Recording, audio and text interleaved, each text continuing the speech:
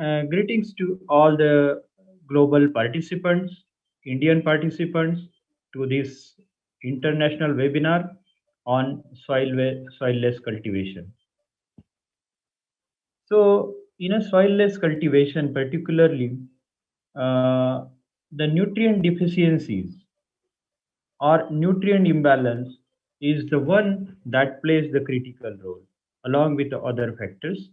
However, as the nutrients are can be easily manipulated, it becomes the responsibility of the grower to maintain them. And so, uh, while maintaining them, the diagnosis of these nutrient deficiencies become very important. Let us have the look today at a diagnosis. Probably we don't have the enough time to talk about the treatment and the recovery of these deficiencies. However, we will take some time later and we will do that one. But let us have a look at a diagnostic, which is a key step towards solving the problem. As I mentioned, it is a key step towards solving the problem. Correct diagnosis, as we say generally as well, correct diagnosis is half done. In case of plants and a crying baby, we have the similarity that if they have the problem, they will cry, they will show the symptoms. However, they will not be able to speak their trouble. So we need to understand this trouble, and that is the role that mother plays in case of baby. So the grower need to be mother to his plants, his crop, and speak to the plant and understand them. So today's tool that we are going to share with you, that CropJeevan is adopting from the years, that will help to diagnose these uh, deficiencies efficient. So any diagnosis is asking the correct question and getting to it the right answer. So in this case of a diagnosis of the plant deficiencies, there are few general questions that you need to ask the plants and answer yourself. Where is the symptom? Where is the pain? Whether it is at the lower part of the plant or it is at the upper part of the plant. Upper part of the plant consists of the newer and a growing part of the crop. Which organ of the plant, namely, is showing the symptoms, namely whether it is a leaf, whether it is a stem, whether it is a fruit, uh, and if mostly the deficiencies are characterized or diagnosed, analyzed from the leaf.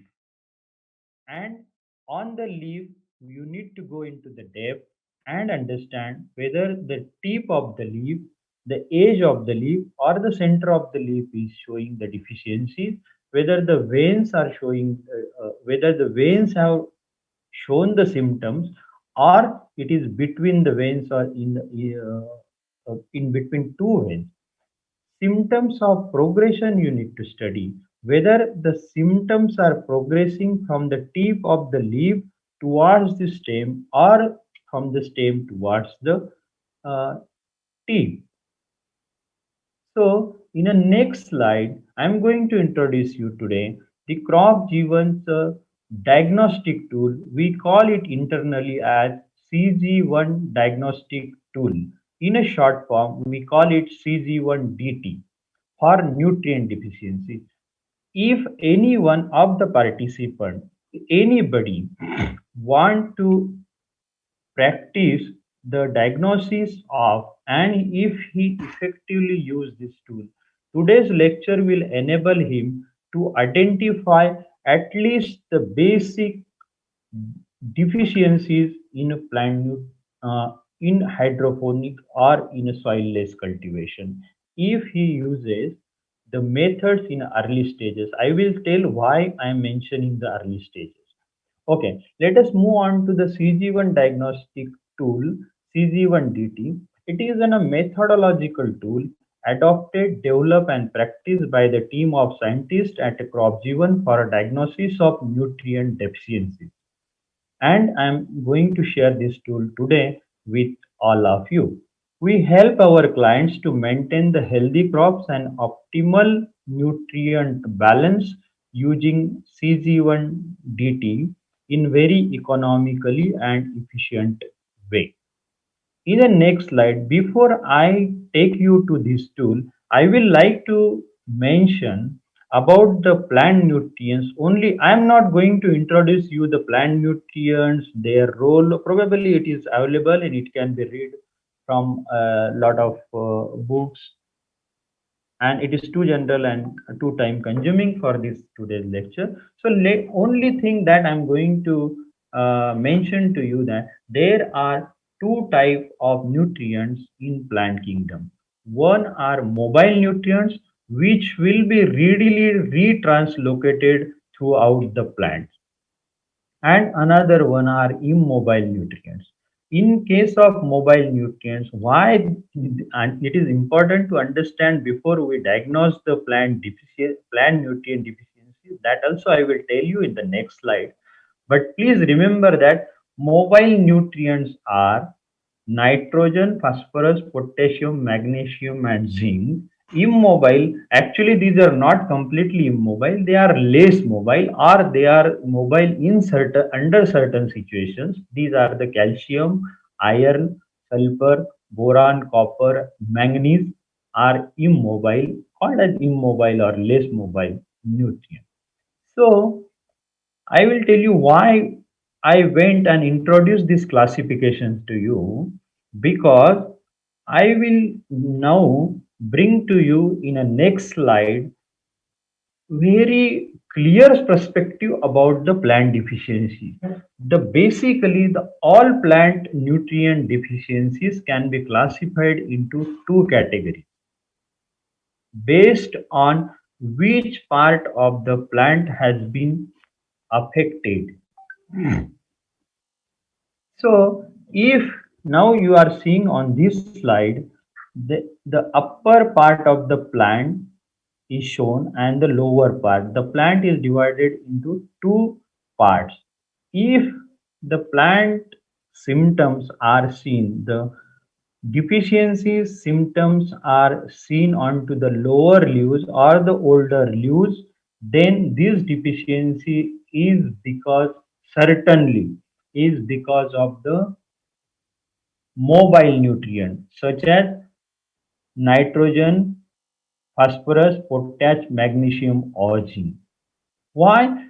Because these are the nutrients which are mobile. When the uh, newer leaves, newer leaves on the upper part need these kind of elements, they are translocated from the lower part to the newer part, and newer part doesn't show this kind of symptoms of mobile.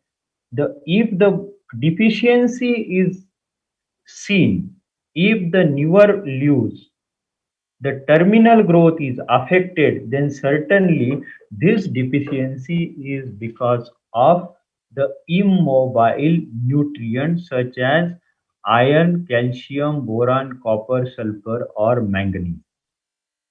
So now at least from this classification, you are very clear that the deficiencies need to be classified into mobile and immobile. And if your lower part is affected, it is because of mobile nutrients. Look into that.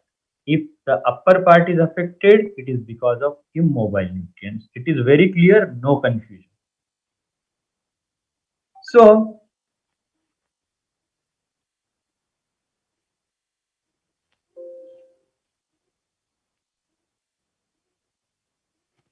we are going on to the next slide.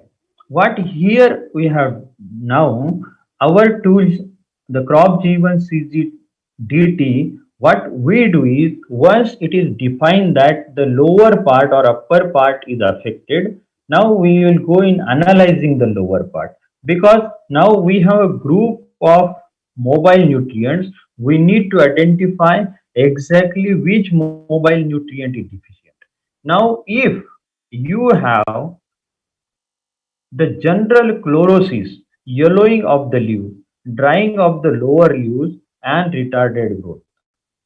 Okay, and these deficiencies will be certainly because of nitrogen or phosphorus.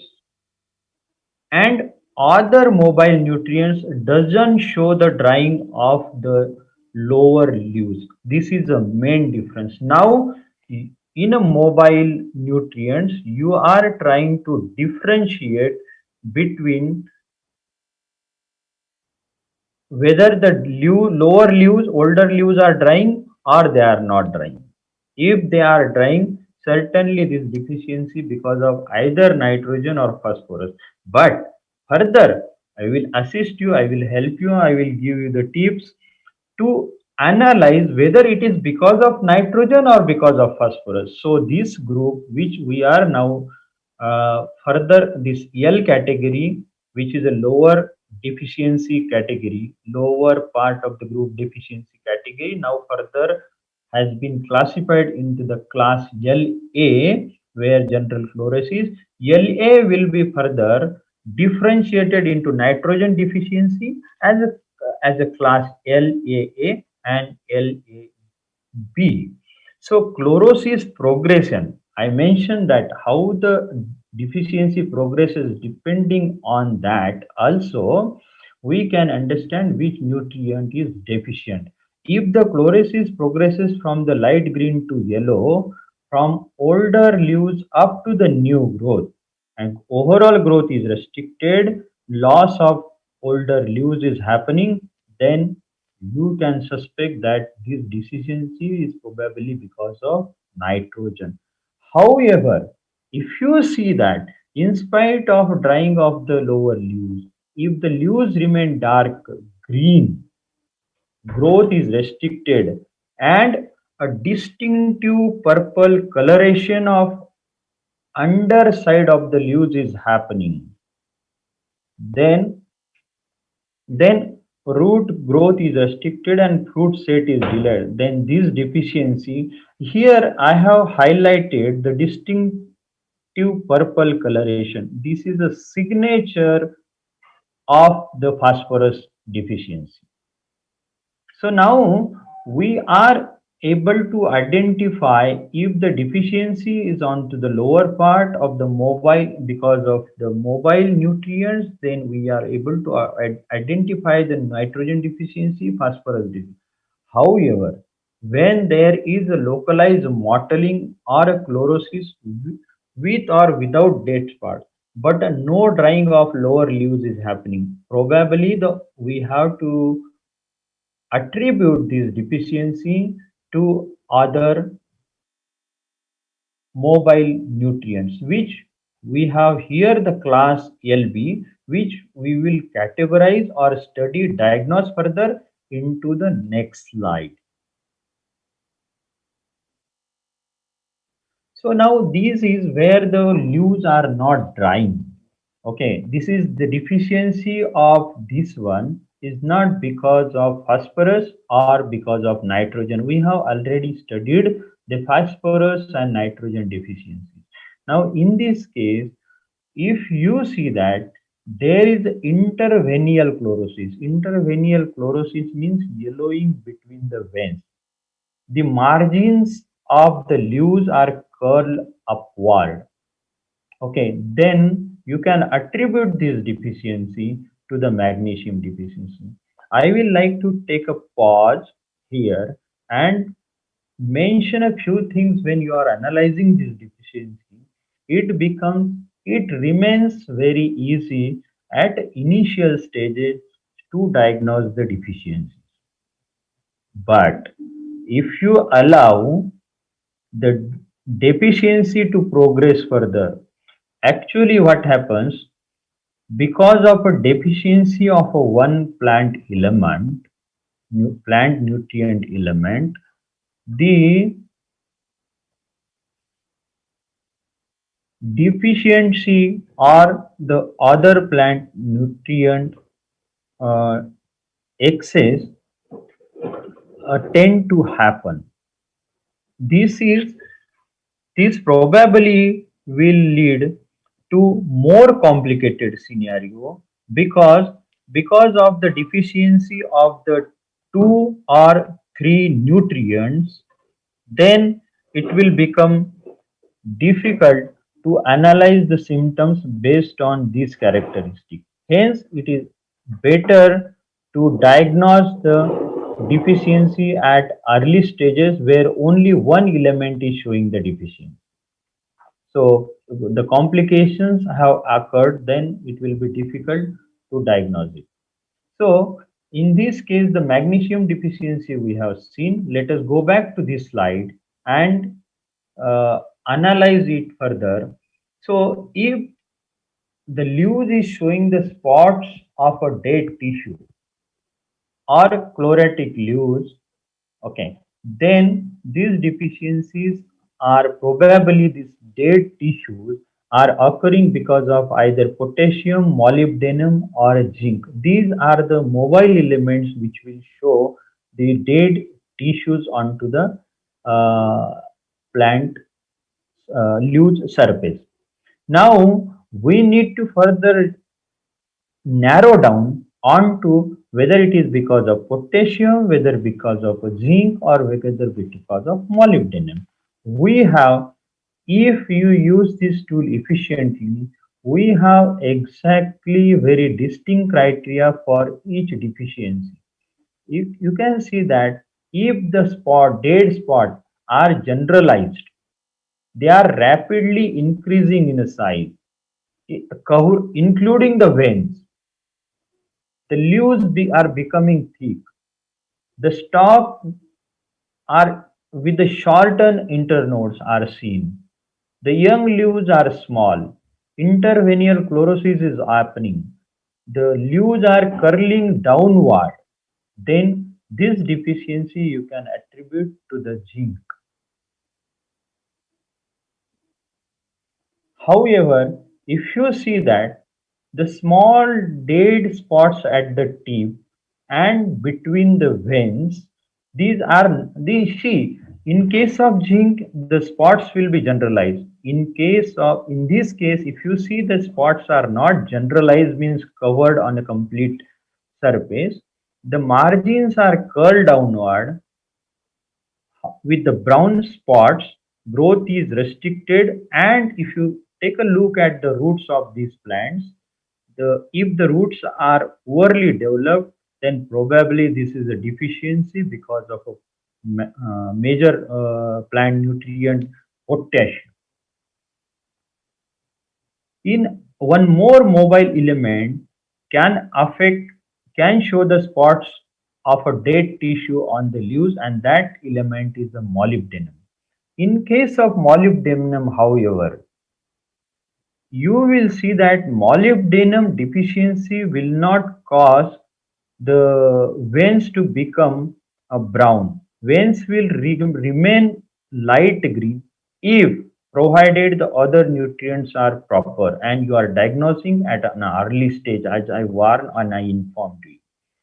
So the necrotic spots of the leaf tip and the margins, okay, if the leaf is curling down and the symptoms are spreading to younger leaves as the deficiency progresses, then you can attribute this deficiency to molybdenum.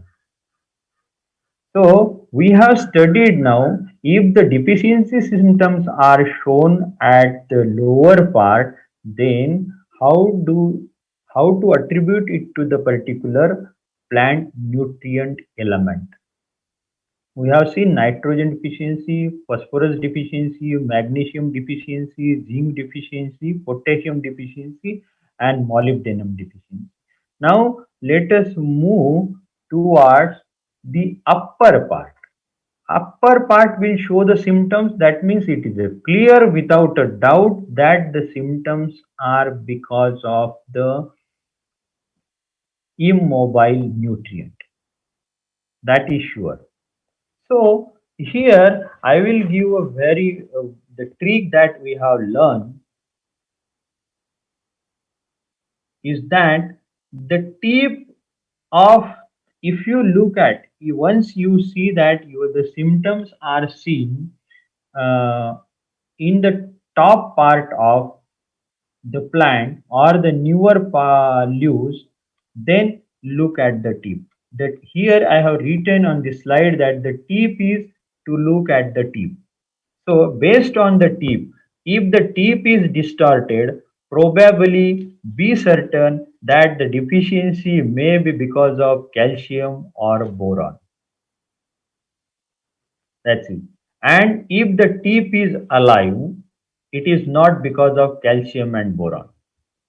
This much you can be sure, probably, if provided the other nutrients are in place. Okay, so we will look onto this slide into this category of upper part deficiencies.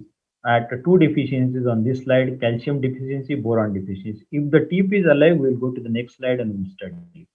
Okay, so based on the tip, if the brittle tissues are not present in the growing tips, again we are studying the tip of the leaf. If the brittle tissues are not present into the growing tips, young leaves are chlorotic, old leaves remain green, stem is thick and woody. This is one of the characteristic. Growing tip necrotic followed by dieback, then certainly this deficiency can be attributed to the calcium. You can experiment. We have the corrective measures which we will not speak today because of the time constraint. We have the corrective measure also, how to test it whether the corrective measure is taken. Then if the new leaves grow without the deficiency, then we can certainly say that it is because of the calcium. Okay, the second scenario where the tip is distorted can be the growing tip, leaves and petiole, light green to yellow, brittle tissues. See, in case of calcium, you will see the not present of a brittle tissues at the tip. But in case of boron deficiency, you will see the brittle tissue at the tip of the leaves. That's a difference. That's the major difference. You can attribute this deficiency to the boron, not to the calcium. So also there is a rosetting of terminal growth because of shortening. What happens in this case? The internodes gets shorter, and because of that, the rosetting, rose-like leaves, the abnormal leaf formation in plant in a circular arrangement like a rose, it happens in this case. So the boron deficiency is very unique. Now, if the tip is alive, we have seen the deficiency of calcium and boron, which these are immobile nutrients. However, in case of when the tip is alive, we will see the category UB into the next slide. So here you have seen that the tip is alive and UBA and UBB. We are now further trying to see the remaining immobile nutrients are copper, manganese, and sulfur. These nutrients and iron. So, whether the deficiency is because of these nutrients, that we will see.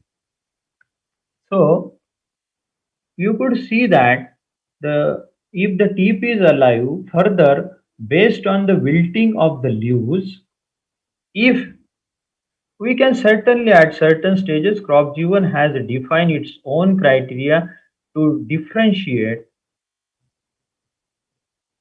the category into the different uh, classes to jot down onto the particular nutrient. See, if the wilting is happening in the if the tip is alive but still the wilting is happening, chlorosis, necrosis, and retarded growth, lodging of the growing trip is happening, then certainly it is in a copper deficiency.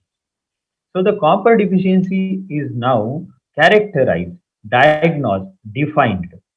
However, Manganese, sulfur, and iron deficiencies will all show not a wilted leaves, chlorosis with or without a necrosis, and some dead spot on the new leaves will be seen. So now further we need to differentiate these deficiencies. So we are further differentiating based on to intervenial chlorosis.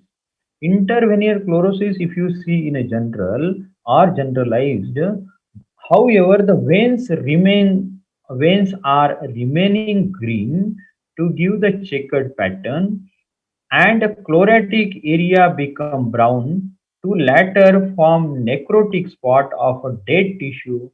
This deficiency can be attributed to the manganese. The manganese deficiency will show the veins as a green.